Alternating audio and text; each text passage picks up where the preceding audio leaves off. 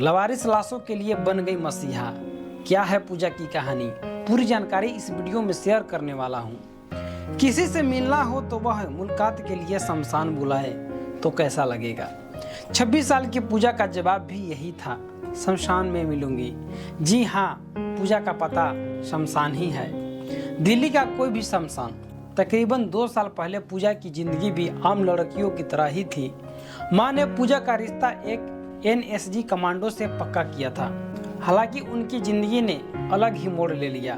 हर रोज शमशान में लवारिस लाशों यानी कि शवों के बीच दिन गुजारने वाली पूजा कौन है, क्या है उनकी कहानी। ऐसे तमाम सवालों के जवाब टटोलने पर पूजा की जिंदगी में मिले एक के बाद एक दुखों के टूटते पहाड़ और चट्टान की तरह उनके फौलादी हौसले नजर आ रहे थे। वह दिल्ली के नंद नगरी में दादी नरेशकांता और पिता यशपाल शर्मा के साथ रहती है। 4 साल पहले तक खुशहाल परिवार था। परिवार में मां ममता, भाई रमेश्वर थे। बड़ी बहन की शादी हो चुकी थी। पिता दिल्ली मेट्रो में कॉन्ट्रैक्ट बेस पर जॉब कर रहे थे। फिर एक दिन 20 दिसंबर 2019 को पूजा की मां की दिमाग की नस फटने से अचानक मौत हो जाती है।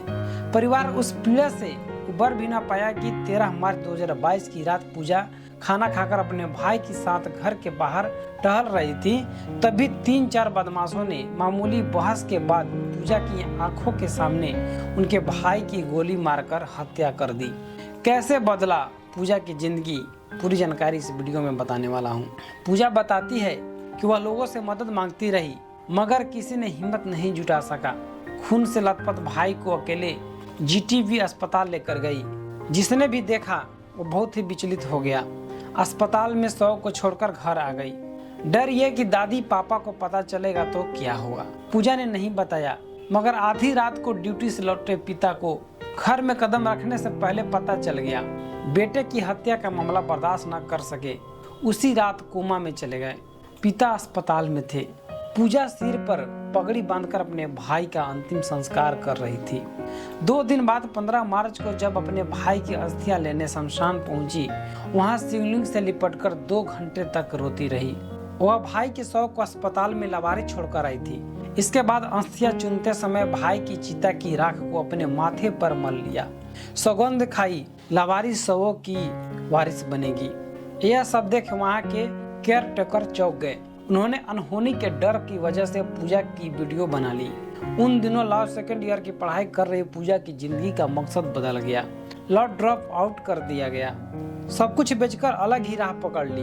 पूजा बताती है शादी के लिए माँ ने जो ज्वेलरी बनाई थी वह उन्होंने बेच दी। फिर भाई की आखिरी निशानी स्कूटी भी बेच दी। यहाँ तक कि प्रॉपर्टी गिरवी रख दी। सारा पैसा लवारिस शवों के अंतिम संस्कार की सेवा में खर्च करने लगी। भाई की मौत के चंद दिन बाद 16 मार्च को सबसे पहले हॉस्पिटल की चौकी पहुंची। वहां से पता किया कि लवारिस शवों कहाँ भेजते हैं, जैसे अंतिम संस्कार किया जाता है। तब से अब तक 4000 लवारिस शवों का न सिर्फ अंतिम संस्कार कर चुकी है बल्कि उनकी अस्थियों को हर महीने की अमावस्या को हरिद्वार के कनखल घाट में पिंड दान करती है। वह बताती हैं कि उनके संस्थान ब्राइट द सोल फाउंडेशन को 10, 20, 50 रुपए का दान भी मिलने लगा है। पूजा के पिता का आज भी ट्रीटमेंट चल रहा है और बेटे की याद में आज भी दौड़े पड़ते हैं। पूजा ने बताया दादी ने 50 गज का प्लॉट दिया है, उस पर वृद्ध आश्रम बना रही है। चाहती है कि मेरी स्टोरी से इंस्पायर होकर हर स्टेट में पूजा वर्मा खड़ी हो। सच बता रही हूँ, मैं भी वही लड़की हूँ जो कॉकरोच और छिपकली से डरती थी। इन 2 सालों में शमशान नहाकर तो सो जाती हूँ लेकिन लौटकर नहाती नहीं हूँ। शवों से उठती लपटों की तपिश से ही नहाना हो जाता है। दोस्तों, ये है पूजा की कहानी।